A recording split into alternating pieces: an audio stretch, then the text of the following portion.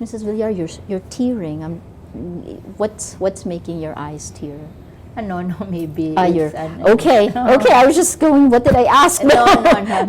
I have eye defects. Well, let me ask you. Your son is a Yeah. representative in Yes. Congress now. There's a lot of talk about political dynasties. Obviously, you're not a dynasty yet, but it's actually your family that has the political background. Is there any concern about this? What's your position on families having inordinate power? How do you define dynasty?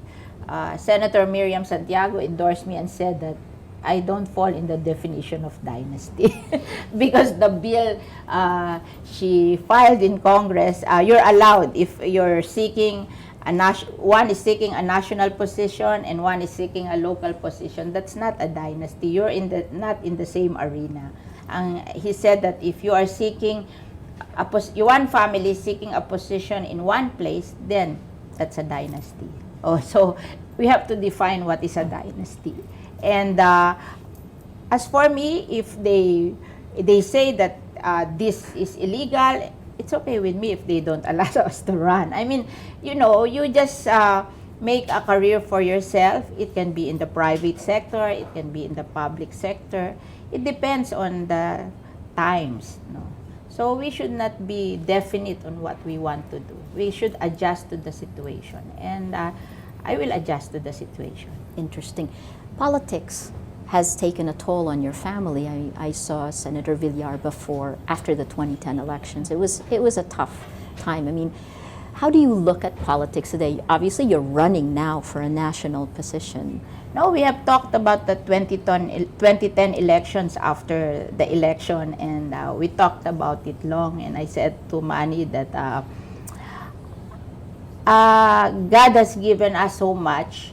If He didn't give you the presidency, that's all right, because He cannot give you everything.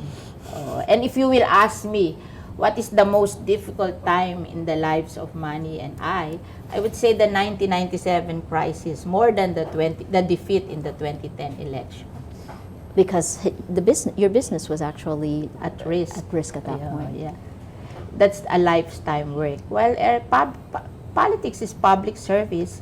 If the people don't like you anymore, then it's okay, diba? You can go to another field. It's not permanent. Yes. It depends on the will of the people. So you should not make it a permanent career. Yes, yes.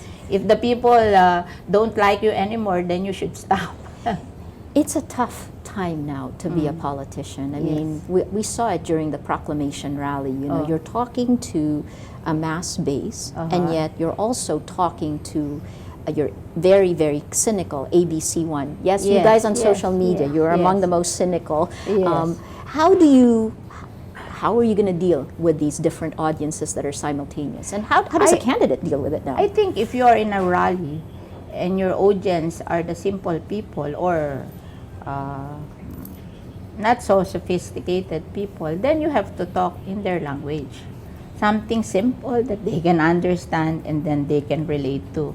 Now, if you're talking to Maria Ressa, that's different.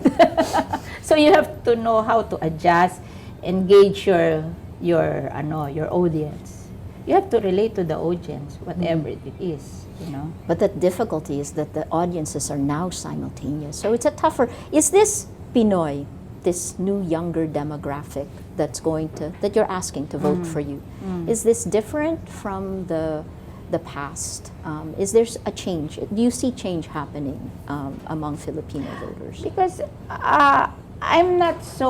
it's not so difficult for me because I came from a constituency in Metro Manila. Metro Manila constituency is really difficult in the first place. So I have adjusted to that kind of constituency.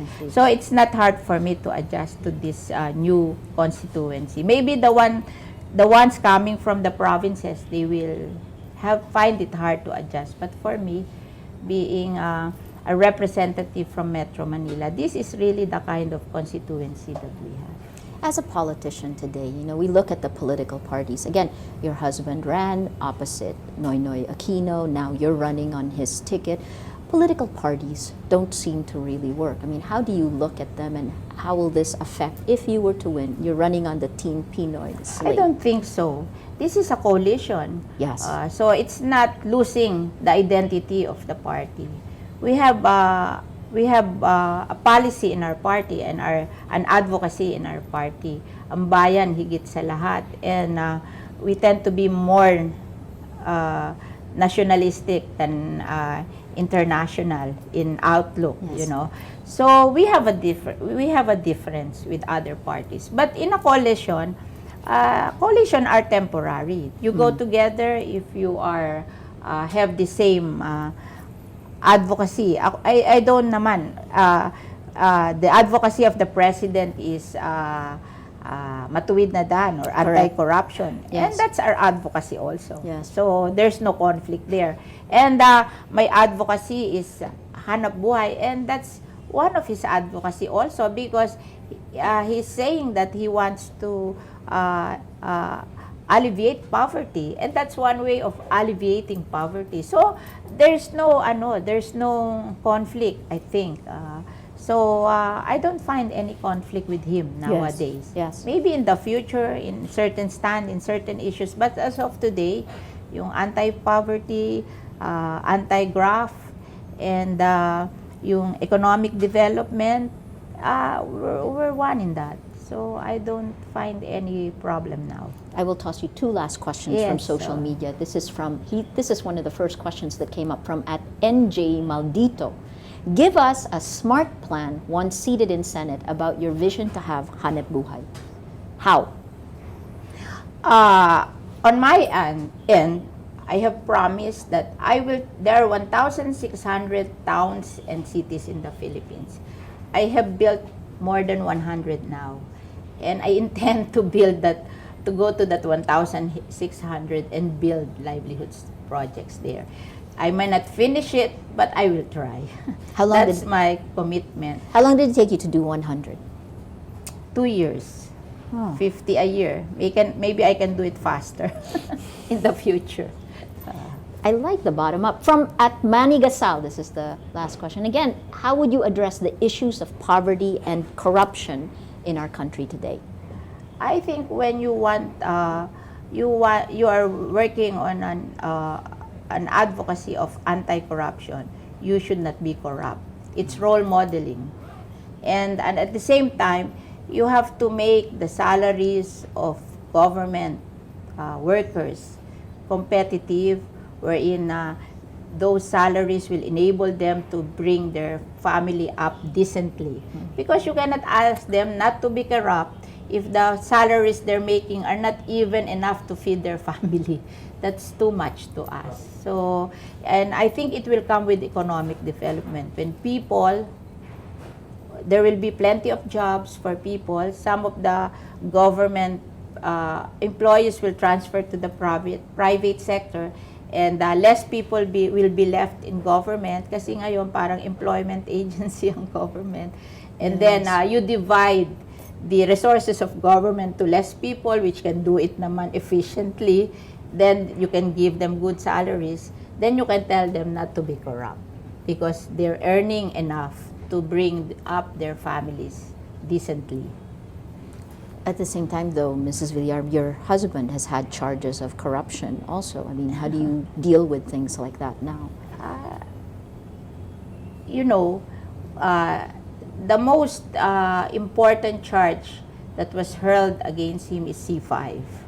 When that C5 project started, and they wanted to get our land to pass through, money went to the Department of Justice to ask if it's okay that the government will buy his land, considering that he's a senator of the Philippines. Yes, and the DOJ made an opinion written that it's okay, but he will pay the assessed value of the property, not the market value. The market value of that property then, about 12 years ago, is 160 million. The zonal valuation is 92. Yung 92 ang ibabayad sa kanya. But up to now, that 92 hasn't been paid. And now we are the ones at fault. Is it our fault?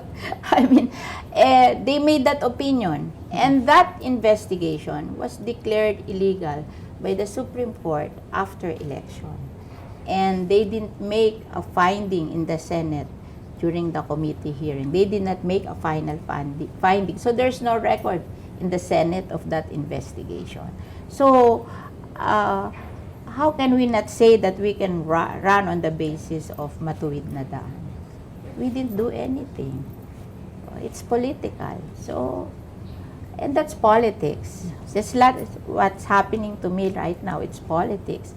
And we want to be politicians, so we have to accept the fact that it's part and partial of politics.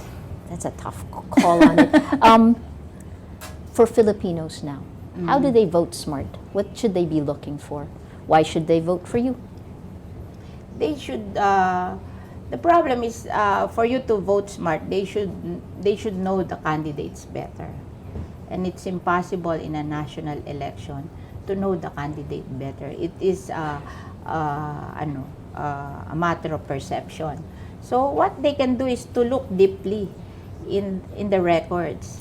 Hindi yung just so you like the look of the person, you will vote for the person. But I think it's too much to ask, considering the demographics of the Philippines. But let's just say that maybe we should wish that in the future it will be like that. But I think today it's too much to ask. Oh, I hope not. I hope not. Thank you so much. Thank you. Cynthia Villar. We've been speaking with Cynthia Villar, former Las Piñas representative, a member of the Team Pinoy senatorial slate. She is on Twitter. Her handle is @Cynthia_Villar. You can tweet questions, continue using #PHVote. I'm sure she'll respond. We'll also send questions if you want. I'm Maria Ressa. It is going to be a fascinating elections. This will be important. Join us. We'll continue. #PHVote.